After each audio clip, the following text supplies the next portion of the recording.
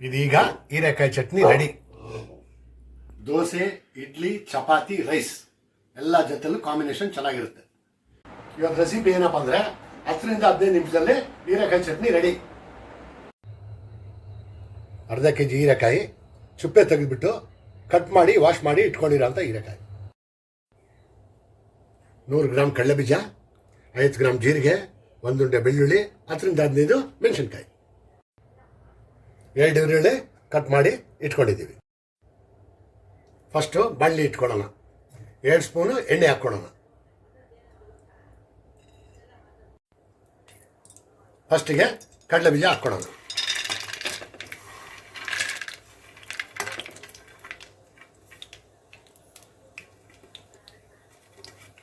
Second ಜೀರಿಗೆ,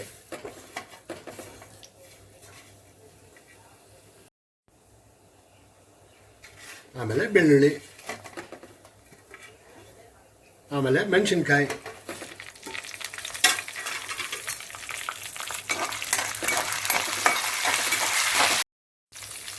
ಈಗ ಈರುಳ್ಳಿ ಹಾಕೋಣ.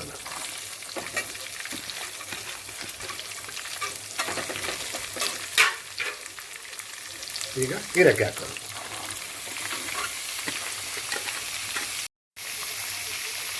ಮೀಡಿಯಂ ಫ್ಲೇಮಲ್ಲಿ 10 ನಿಮಿಷ ಹುರ್ಕೊಳ್ಳಿ. ರುಚಿಗೆ ತಕ್ಕಷ್ಟು ಉಪ್ಪು ಸೇರಿಸ್ಕೊಳ್ಳಿ.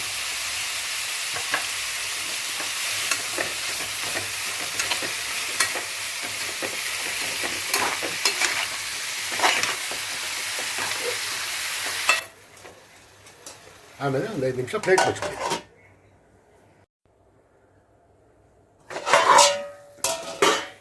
ಅವಾಗ ಮಧ್ಯದಲ್ಲಿ 1-2 ಸಲ ಈ ಥರ ತಿರ್ಗಿಸ್ಕೊಳ್ಳಿ.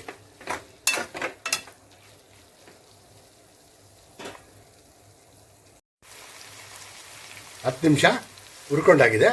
ಇದೀಗ ಕ್ಲೀನಾಗಿ ಬೆಂದಿದೆ. ಈಗ 1/4 ಸ್ಪೂನು ಅರಿಶಿನ ಹಾಕ್ಕೊಂಡು 1-2 ಸಲ ಈ ಥರ ತಿರ್ಗಿಸ್ಕೊಂಡು ಸ್ಟವ್ ಆಫ್ ಮಾಡಿಬಿಡಿ.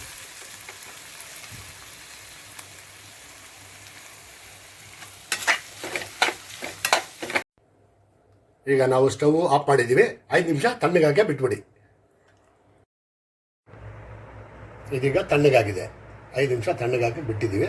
ಇವಾಗ ಮಿಕ್ಸಿಗೆ ಹಾಕ್ಕೊಳ್ಳೋಣ. ತರತರಿಯಾಗಿ ರುಬ್ಕೊಳ್ಳೋಣ. ಇದೀಗ ತರತರಿಯಾಗಿ ರುಬ್ಕೊಂಡಾಗಿದೆ.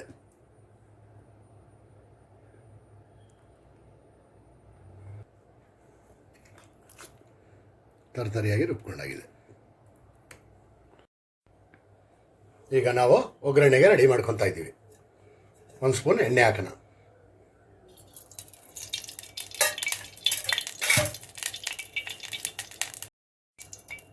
ಒಂದು ಚಿಟಿಕೆ ಸಾಸಿವೆ ಹಾಕೋಣ.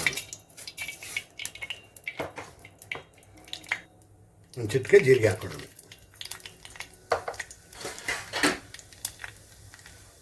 ಕಟ್ ಮಾಡಿ ಇಟ್ಕೊಂಡಿರೋಂಥ 1 ಈರುಳ್ಳಿ,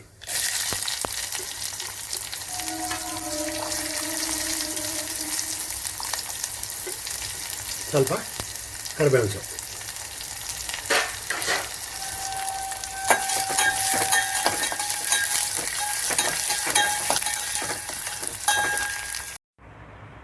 ನಾವು ರುಬ್ಬಿಟ್ಕೊಂಡಿರೋ ಅಂಥ ಮಿಶ್ರಣನ ಬಾಣಲಿಗೆ ಹಾಕ್ಕೊಂಡಿದ್ದೀವಿ. ಇದಕ್ಕೆ ಈಗ ಒಗ್ಗರಣೆ ಸೇರಿಸ್ಕೊಳ್ತಾ ಇದ್ದೀನಿ.